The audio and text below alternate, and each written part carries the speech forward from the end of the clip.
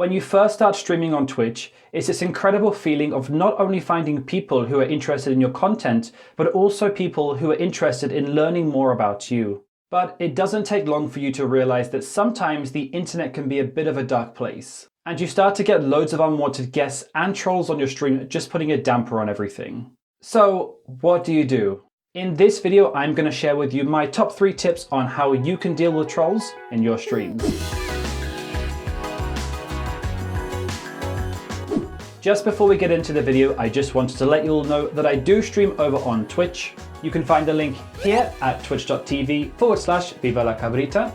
Alternatively, I'll leave all the links in the description box below if you would like to check out the Discord server as well as the social media pages. And finally, don't forget to hit the subscribe button if you enjoy content like this and you would like to see more stream support videos. So just before we get into the content of this video, there are a couple of points that are worth mentioning. The first point is that there's actually no definitive way of completely removing all trolls from your stream. Unfortunately, it's not as easy as just flicking a light switch, and this also depends on what kind of stream you have and what kind of trolls you're dealing with. The second is that this video is completely based off my own personal experiences. Having been streaming on Twitch now for a short while, I've had to deal with my fair share of trolls, and as a result, I've learned a lot of things, and that's what I'll be sharing over the course of this video. And with all that said, let's begin. Number 3. Number 3. Never be afraid to leave a game early. So to begin with, it's important to note that there are 2 different types of games that you could be streaming.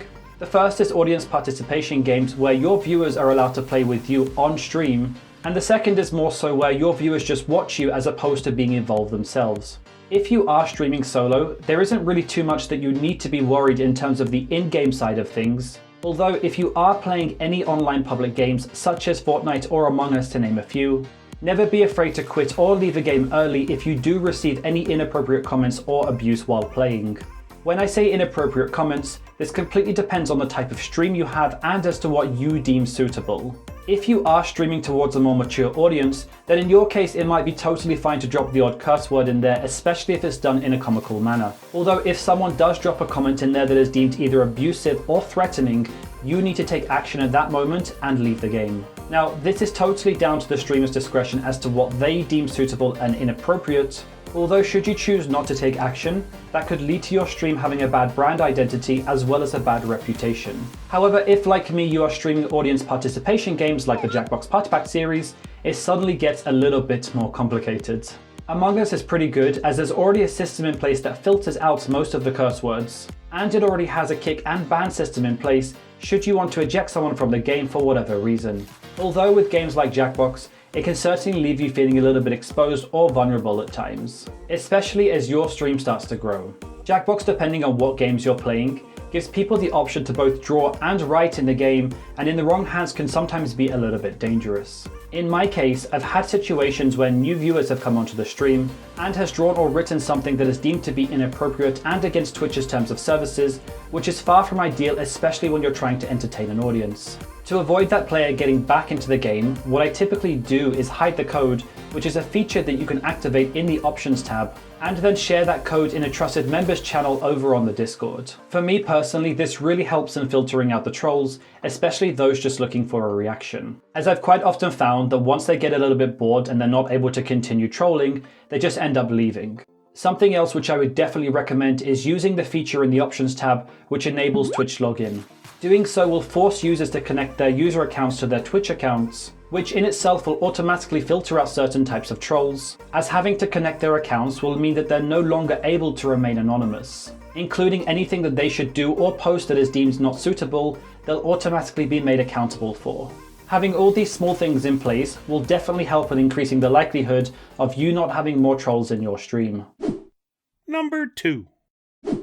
Number 2. Get some moderators. This one might be less feasible, especially if you're just starting out, but once you start to grow your audience, you'll notice the same people coming back on a frequent basis. Once you start to get to know these people a little bit more and you start to realize that they're trusted, it's certainly worth asking them if they're interested in being a moderator for your channel. Having a moderator is great when you're streaming, especially if you're focusing on the game that you're playing. As simply put, if there's any comments or anything that is deemed inappropriate, those moderators can just remove those comments immediately. Moderators can not only time out, but can ban people as well from the stream, which is extremely useful, especially when you've got bots lurking in there. Even outside of moderating, they can do things to help you out as a streamer, such as creating commands or creating polls, and even changing the title and the category of the game that you're playing. Depending how big your stream is and how many followers you've got, will depend on how many moderators you'll want to be getting on board. That said, if you are just starting out and you want someone there just to safeguard you, you could try asking a family member or a friend or even someone that you know personally if they can help you out on your channel.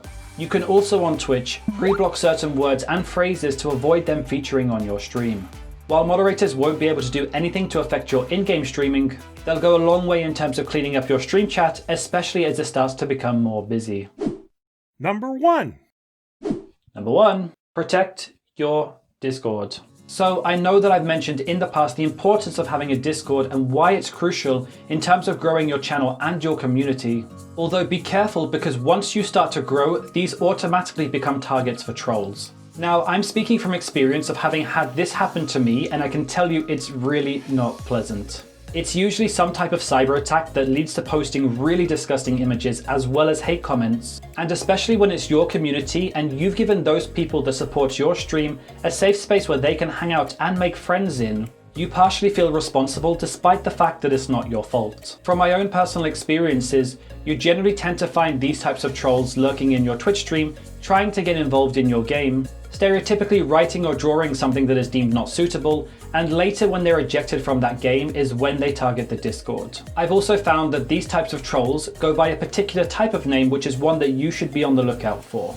Typically, these types of names usually go somewhere along the lines of twitch.tv / and insert channel name. So the first time that this happened to me, I ended up tracing the name back to find that it was a real Twitch channel. And the immediate thing that I was going to do is to question them as to why they're doing this, or even to report them. Although if this does happen to you, that it's worth keeping in mind that it's not actually them that's doing it, and that they're actually being framed.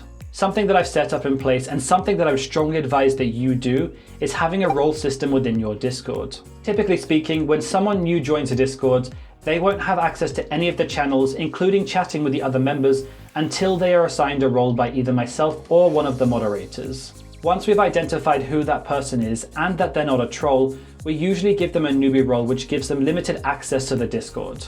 After a little bit more time, once that user is more active on the stream and in the Discord server, I then apply them the members role. Becoming more trusted in the server and having that members role will mean that you'll gain more privileges, such as being able to share links, images and videos. And finally, there's the regular members role, which gives you a few more privileges, but mostly being able to use the voice chat during stream. Something else worth noting is that when you hit the cog on each of your channels, you have a slow mode that you can enable and will prevent people from spamming on your server for however many seconds that you choose to activate it for, until they're able to post again. In the end, however you choose to allocate those roles or set up your Discord server is totally up to you. But what this will do is prevent people from coming onto your Discord server and start trolling. Again, if you do see someone with that username that I mentioned before, they usually end up being pretty harmless and very easily recognizable, especially if they're not able to do much. I usually find that once these trolls are unable to get their kicks, they usually end up just leaving the stream or the server, which ultimately is a victory for the streamer. Ironically, I found that since I've been able to filter out the trolls by using the methods that I've described during the course of this video, that I haven't really had any issues for as long as I can remember. I don't know if it's just a case of those trolls targeting new streamers or streamers that are more vulnerable, or how exactly they pick their targets, but it's certainly worth buckling down on this very early to avoid having to go through what I had to go through, as generally speaking they tend to leave you alone once they're limited as to what they can do. And so there you have it. That was my top 3 tips on how you can deal with trolls in your streams. Remember that Twitch is a great place to hang out and meet new people, but always make sure that you're protected and you take as many precautions to avoid having trolls appear on your stream. And of course, before we sign out, if you did like this video, be sure to hit the subscribe button, as well as like the video if you would like to see more content like this.